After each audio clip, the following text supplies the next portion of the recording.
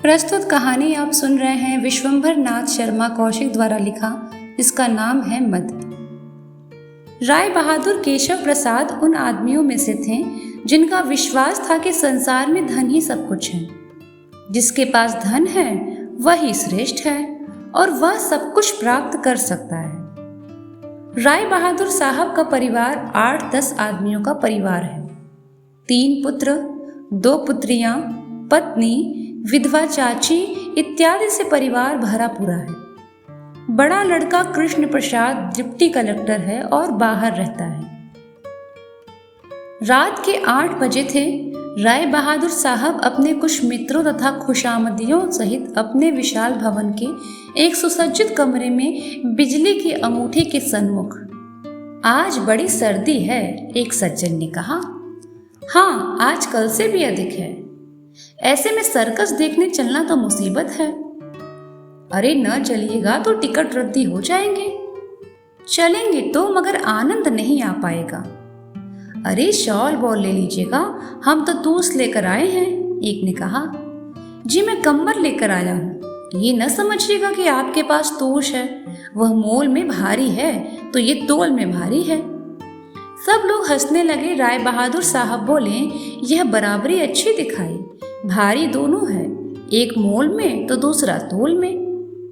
कहने को चाहे जो कहिए, तूश और मलिदा और अलवान, परंतु जो आनंद कंबल और रजाई में आता है वो किसी में नहीं।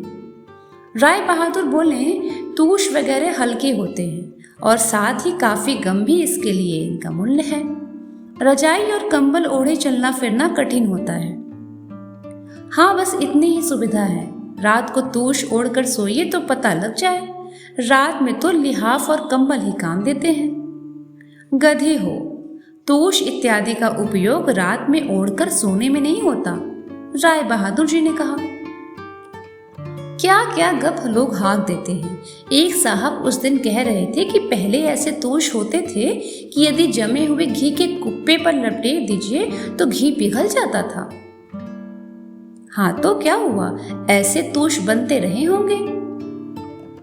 ऐसा कोई कपड़ा बन ही नहीं सकता। तूश में गर्मी कहाँ से आ गई? तूश में गर्मी नहीं होती तो शरीर को गर्म क्यों रखता? शरीर को तो आपके अंदर निरंतर उत्पन्न होती हुई गर्मी गर्म रखती है। ऊन केवल इतना करता है कि आपके शरीर की गर्मी को संचित रखता है कि बाहर की ठंडी हवा उसे नहीं घसीट पाती, क्योंकि ऊन गर्मी का वाहक न होकर रोधक होता है। यही बात तो हमारी कुछ समझ में नहीं आती। हम तो ये जानते हैं कि ऊन गर्म होता है। उसका यही तात्पर्य है, जितने पदार्थ गर्मी के अवरोधक होते हैं वे गर्म कहे जाते हैं। यद्यपि उन पदार्थों में गर्मी वर्मी कुछ नहीं होती, वो विज्ञान का मत है। होगा, हम विज्ञान क्या जाने, हम तो सीधी बात जानते हैं। इन्हीं बातों में 8:45 का समय हो गया। एक महाशय बोले, समय हो गया, अब चलना चाहिए। जी हाँ, अब समय हो गया है। राय बहादुर साहब ने नौकर से कार मंगवाने के लिए कहा और स्वयं कपड़े पहनने चले गए। राय बहादुर साहब फर्स्ट क्लास में अपने 3 मित्रों सहित विराजमान थे। खेल आरंभ हो चुका था। कुछ देर के बाद एक 19-20 वर्ष की श्वेतांग युवती घुटनों तक फुला हुआ श्वेत घाघरा सा और उसके ऊपर श्वेत रेशम की एक जॉकेट सी बाहें खुली हुई पहने आई और दौड़ते दौड़ते घोड़ों की पीठ पर अपने करतब दिखाने लगी। युवती बहुत सुंदर दिखाई पड़ रही थी। राय बहादुर साहब स्थिर दृष्टि से उसका कार्य देख रहे थे। जब वो अपना खेल दिखाकर चली गई तब राय बहादुर साहब को मानो होश आ गया। पास बैठे हुए एक मित्र से बोले, बड़े गजब की बात है, ये लड़की शरीर में मानो हड्डी ही नहीं है। जी हाँ, बड़ा लोचदार शरीर है और नक्शिक भी सुंदर है।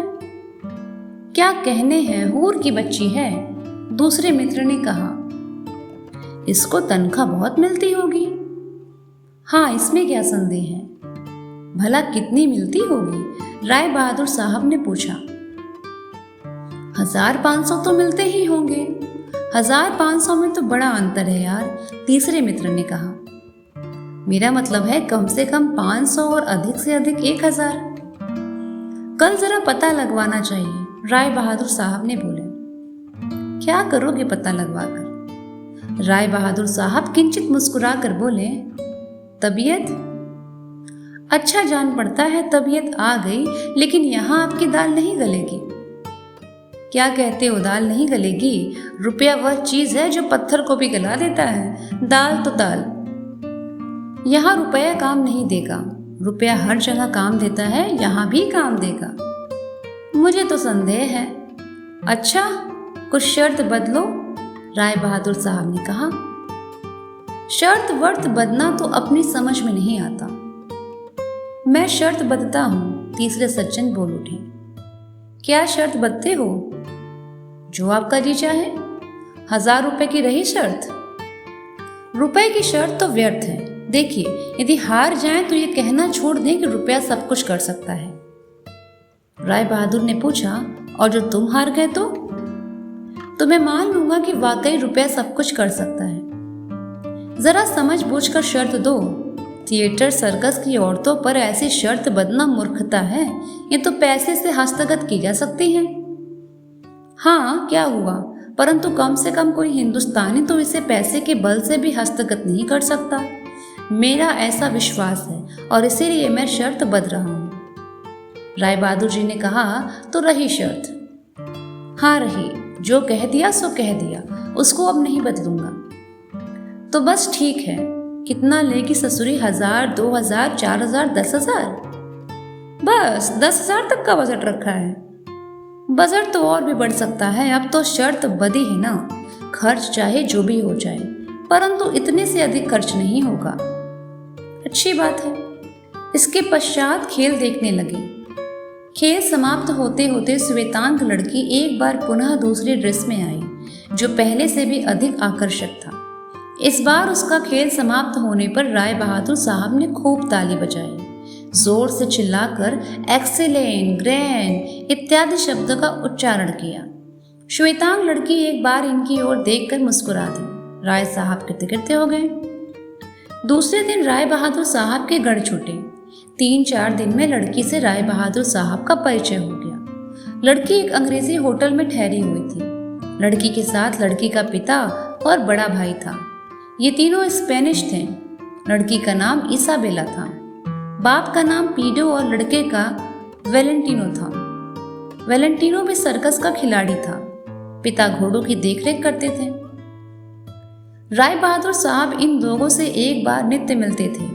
कभी वह स्वयं होटल जाते और कभी ये लोग राय बहादुर के घर जाया करते। राय बहादुर साहब इनको बड़ी खातिर करते। फूलों के गुलदस्तों, फल, मिठाई और श्रृंगार सामग्री से इन लोगों को प्रसन्न करने का प्रयत्न कर रहे थे। ये लोग भी राय बहादुर को बहुत मानने लगे।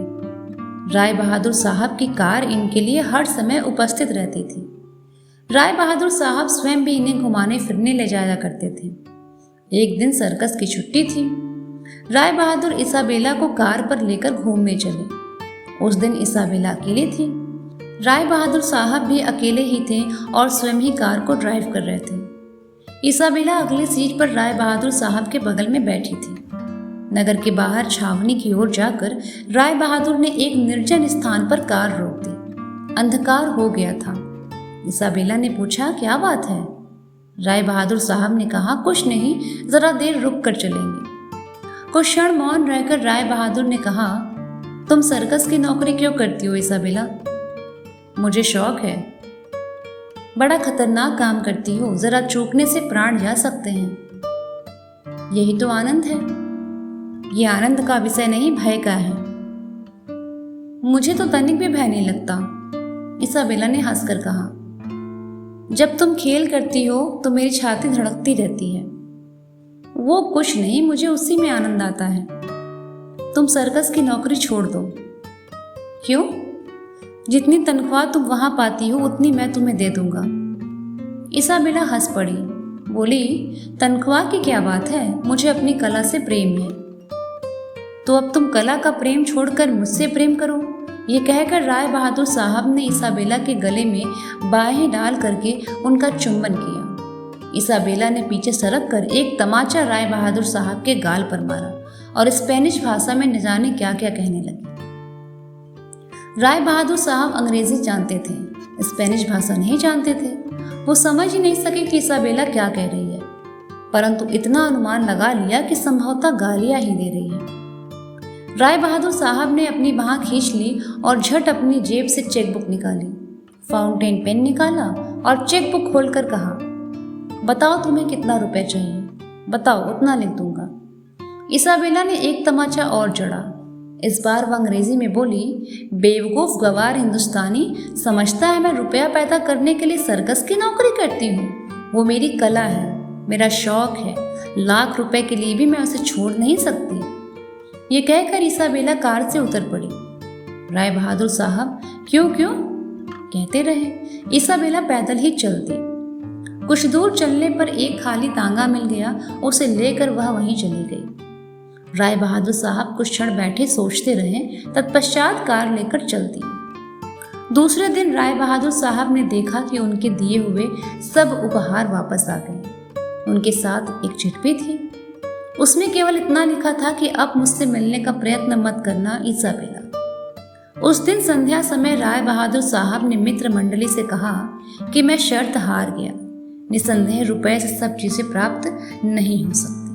ये कहानी कैसी लगी कमेंट में ज़रूर बताइएगा। ऐसे ही अन्य प्रेरणादायक कहानियों के लिए चैनल को सब्सक्राइब ज़रूर कीजिएगा। आप सबका बहुत बहुत धन्यवाद।